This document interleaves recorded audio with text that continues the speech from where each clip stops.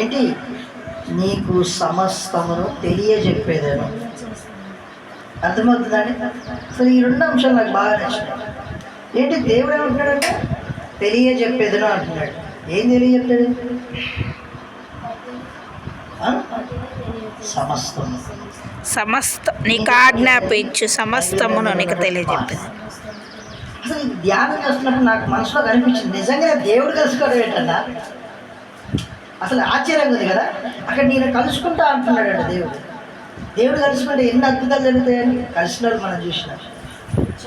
ఈరోజు మనం కూడా ఏంటి ఆయన సన్నిధిలో దేవుడు మనల్ని కలుస్తా అంటున్నాడు. అతి ఈరోజు ఎట్లా తెలుసా, ఎక్సైట్మెంట్గా ఉండాలి మనందరం కూడా.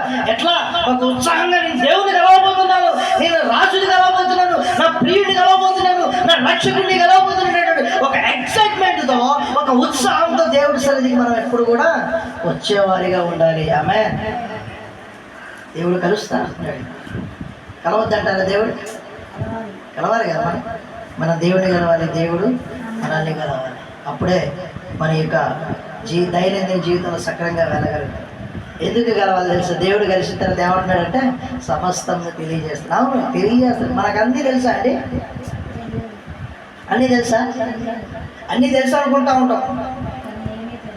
నాకు నువ్వు చెప్పేది ఏంది బచ్చా, నాకు అన్నీ తెలుసులే అనుకుంటా ఉంటారు కొంతమంది. కానీ దేవుడు వాక్యం సెలవిస్తుంది ఏంటంటే ఆమె మరొక ఏంటంటే దేవుడు అంటాడంట సమస్తమును తెలియజేస్తాడట.